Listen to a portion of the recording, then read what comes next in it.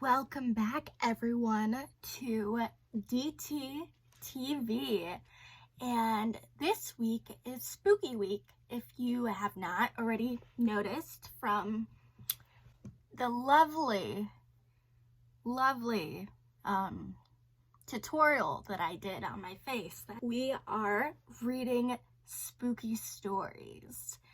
And the book that we're going to be reading from is Alvin Schwartz, Scary Stories to Tell in the Dark. And this book has been a pretty big book in my life, especially as a young kid. I would read these stories in the dark and be absolutely terrified for the rest of the entire night.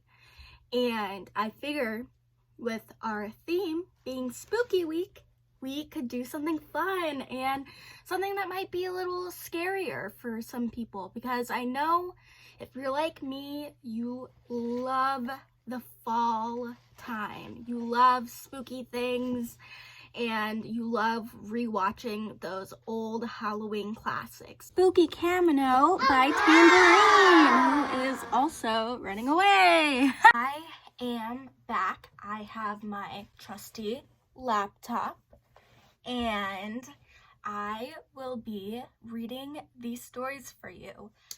Grab a seat and maybe get yourself some hot cocoa or some apple cider and turn down the lights and we will begin. This first story is called The Walk. My uncle was walking down a lonely dirt road one day. He came upon a man who was walking down that same road. The man looked at my uncle, and my uncle looked at the man. The man was scared of my uncle, and my uncle was scared of the man. But they kept on walking, and it began to get dark. The man looked at my uncle, and my uncle looked at the man. The man was very scared of my uncle, and my uncle was very scared of that man. But they kept on walking, and they came to a big woods. It was getting darker, and the man looked at my uncle, and my uncle looked at that man. The man was really scared of my uncle. My uncle was really scared of that man. But they kept walking, and deep down in the woods they went. It was getting darker, and the man looked at my uncle, and my uncle looked at that man, and my uncle was terribly... Ah! Did I get you? That was our first scary story, The Walk. What did you guys think? I was looking forward to that jump scare. I hope I got you. So, this is the next story, and it is titled, What Do You Come For? There was an old woman who lived all by herself, and she was very lonely.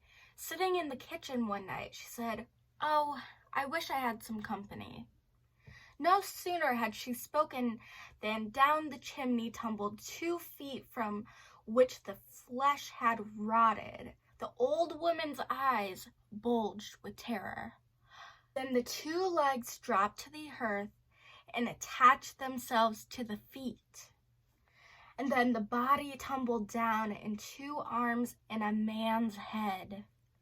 As the old woman watched, the parts came together into a great gangling man. The man danced around and around the room. Faster and faster he went. Then he stopped and looked into her eyes. "What do you come for?" she asked in a small voice and shivered and shook. And he said, "What do I come for? What do I come for? I came for you." This next one is titled, A Man Who Lived in Leeds. There was a man who lived in Leeds. He filled his garden full of seeds, and when the seeds began to grow, it was like a garden filled with snow. But then the snow began to melt, and it was like a ship without a belt. And when the ship began to sail, it was like a bird without a tail. And when the bird began to fly, it was like an eagle in the sky. And when the sky began to roar, it was like a lion at my door. And when the door began to crack, it was like a penknife in my back. And when my back began to bleed, I was dead. Dead indeed. This next one is titled The Guests.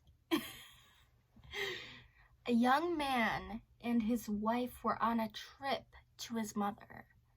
Usually they arrived in time for supper, but they had gotten a late start and now it was getting dark. So they decided to look for a place to stay overnight and go in on the morning. Just off the road, they saw a small house in the woods. Maybe they rent rooms, the wife said. So they stopped to ask. An elderly man and woman came to the door. They didn't rent rooms, they said, but they would be glad to have them overnight as their guests. They had plenty of room and they would enjoy the company. The old woman made coffee and brought out some cake, and the four of them talked for a while. Then the young couple were taken to their room, and they again explained that they had wanted to pay for this, but the old man said he would not accept their money. The young couple got up early the next morning before their hosts had awakened. On a table near the front door, they left an envelope with some money in it for the room. Then they went on to the next town. They stopped in a restaurant and had breakfast. When they told the owner where they had stayed, he was shocked. "That can't be," he said. "That house burned to the ground, and now there is no house, and all they found was a burned out shell." They stood staring at the ruins, trying to understand what had happened. Then the woman screamed. In the rubble was a badly burned table, the table that they had seen by the front door. And on the table was where they had left the envelope in the morning, which was still there. This one is titled The Girl Who Stood on a Grave. Some boys and girls were at a party one night. There was a graveyard down the street. "Don't ever stand on a grave after dark," one of the boys said. "The person inside will grab you. He'll pull you under." "That's not true," one of the girls said. "It's just a superstition." "I'll give you $1 if you stand on a grave," said the boy. "A grave doesn't scare me," said the girl. "I'll do it right now." The boy handed her his knife, said, "Stick this knife in one of the graves, then we'll know you were there." The graveyard was filled with shadows and was quiet as death. "There's nothing to be afraid of," the girl told herself, but she was scared anyway.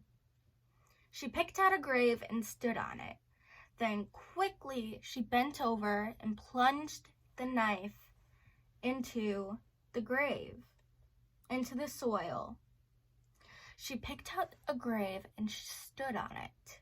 Then quickly she bent over and plunged the knife into the soil, and she started to leave, but she couldn't get away. Something was holding her back.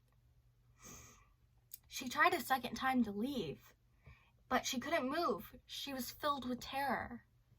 "Something has got me," she screamed, and she fell down to the ground.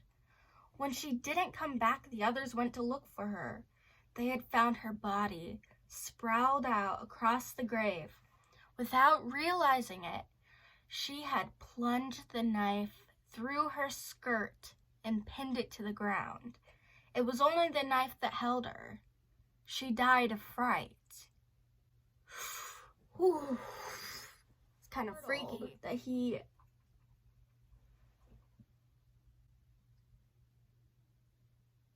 Girl, she's drinking my water.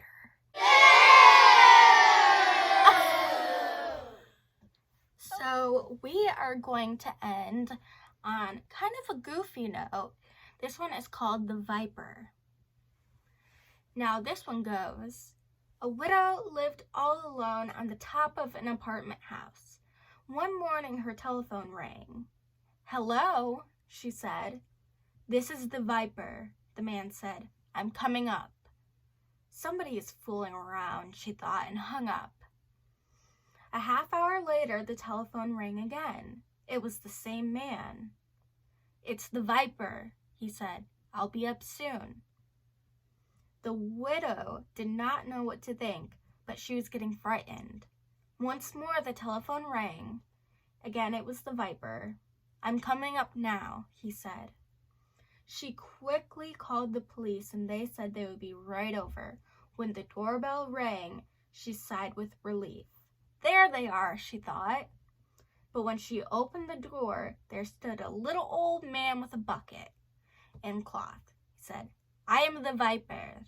I wish to wash and wipe the windows. But the thing about it is that the man has an accent. And it sounds like he's saying that he's the Viper, but really he's the wiper.